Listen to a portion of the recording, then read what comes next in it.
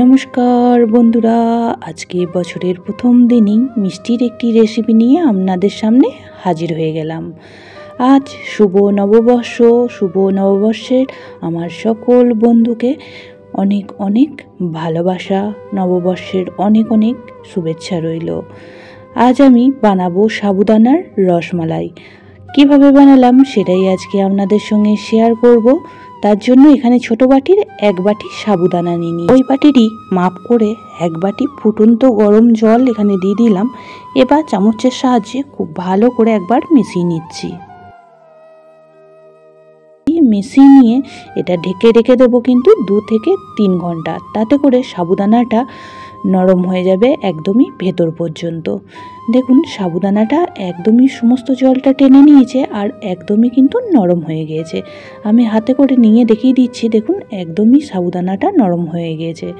এবার সাবুদানাটা খুব ভালো করে চটকে মেখে নেব। কিছুক্ষণ সময় নিয়ে সাবুদানাটা মেখে নিয়েছি। তারপরে এখানে দিয়ে দিচ্ছি 1 চামচ মিল্ক পাউডার আর 1 চামচ সুগার পাউডার।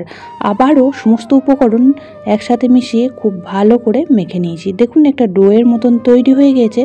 আর আপনারা সাবুদানাটা মাখার সময় ডোটা যদি মনে করেন যে একটু নরম হয়ে গেছে, সেই পর্যায়ে কিন্তু এখানে 1 চামচ ময়দা অ্যাড করে দিতে পারেন। তারপরেই ছোট ছোট করে লেচি কেটে নেব আর হাতের সাহায্যে দেখুন এই রকম শেপ করে আমি রসমালাইগুলো বানাবো, তাই এই রকম শেপ করে নিয়েছি। একটু লম্বা করে আপনারা চাইলে কিন্তু গোল গোল করেও বানিয়ে নিতে পারেন। তারপরেই গ্যাসের মধ্যে এখানে 1/2 লিটার দুধ আমি বসিয়ে দিয়েছি আগে থেকেই। দুধটা দেখুন ফুটতেও শুরু হয়ে গেছে। আমি গ্যাসের ফ্লেমটা একদমই কম করে রেখে দিয়েছিলাম। আর পাশ থেকে যে সরগুলো পড়েছে সেগুলোই একটু খুব ভালো করে দুধের সঙ্গে মিশিয়ে নিচ্ছি। আর তার সাথেই এখানে দিয়ে দিলাম 2টো এলাচ ফাটিয়ে। আপনারা চাইলে এই পর্যায়ে এলাচগুলোও ব্যবহার করতে পারেন। এবার দেখুন যে রসমালাইগুলো আমি বানিয়ে রেখে দিলাম সেগুলোই এখন দিয়ে দিচ্ছি। এই সাবুদানার রসমালাইটা এতটাই সুন্দর খেতে হয়েছিল, না বানিয়ে খেলে বুঝতেই পারবেন না। অনেক সময় সাবুদানা নিয়ে আসা হয় কোনো ব্রত বা উপবাসের জন্য, তো কিছুটা ব্যবহার করে অনেকটাই কিন্তু ঘরে পড়ে থাকে। আর সেই পড়ে থাকা সাবুদানা দিয়ে কিন্তু এইভাবে মিষ্টি বানিয়ে নিতে পারেন। এতটাই সুন্দর খেতে হয়। অবশ্যই করে আমার অনুরোধ রইল আপনারা একদিন এইভাবে বানিয়ে দেখবেন। সমস্ত মিষ্টিগুলি দিয়ে দিয়েছি আর এই পর্যায়ে গ্যাসের ফ্লেমটা কিন্তু মিডিয়ামে রেখে দিয়েছি।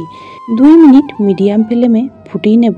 তারপরেই কিন্তু মিষ্টিগুলি নাড়াচাড়া করতে হবে।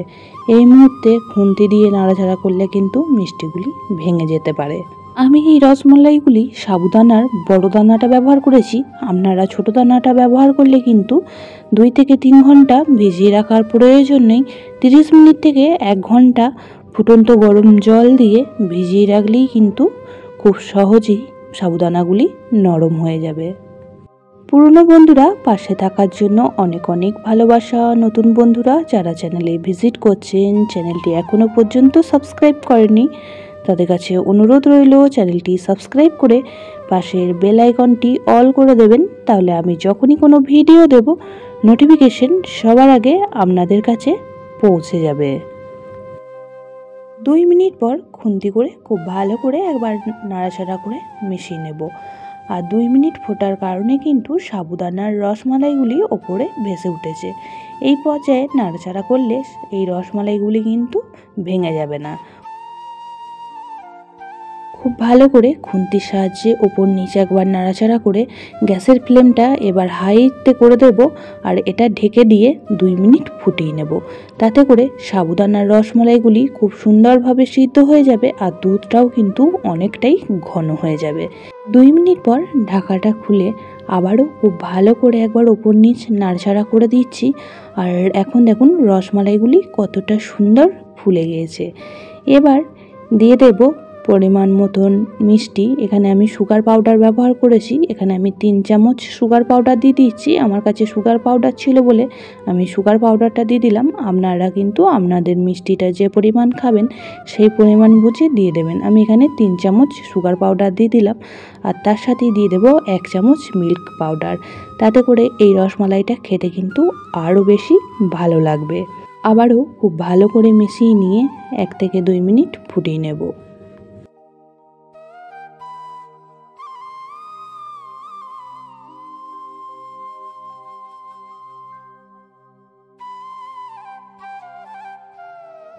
সুগার পাউডার আর মিল্ক পাউডারটা খুব ভালো করে মিশিয়ে নিয়ে এটা 1 মিনিট হাই ফ্লেমে ফুটিয়ে নিলেই কিন্তু একদমই রেডি হয়ে গেল আমাদের রসমালাই। দুধটাও এই পর্যায়ে একদমই ঘন হয়ে গিয়েছে আর মিষ্টিগুলিও খুব সুন্দরভাবে সিদ্ধ হয়ে গিয়েছে। এবার গ্যাসের ফ্লেমটা অফ করে দিলাম আর একটা বাটির মধ্যে দেখুন সার্ভ করে দিয়েছি। খেতে কিন্তু দুর্দান্ত হয়েছিল। আবারও আমার অনুরোধ রইল আপনাদের কাছে যে অবশ্যই করে আপনারা একদিন হলেও বানিয়ে খেয়ে দেখবেন। আর এই সাবুদানার রসমালাইগুলি এতটাই নরম হয়েছিল, আমি একটা প্লেটের মধ্যে কেটে আপনাদেরকে দেখিয়ে দিচ্ছি। আজকের রেসিপিটি যদি আপনাদের ভালো লেগে থাকে অবশ্যই একটা শেয়ার করে দেবেন আর কমেন্ট বক্সে জানাতে ভুলবেন না। আজ তাহলে আসছি বন্ধুরা, সবাই ভালো থাকবেন, সুস্থ থাকবেন। আবারও দেখা হবে নেক্সট কোনো রেসিপি বা ব্লগের সাথে। ততক্ষণের জন্য সবাইকে টাটা।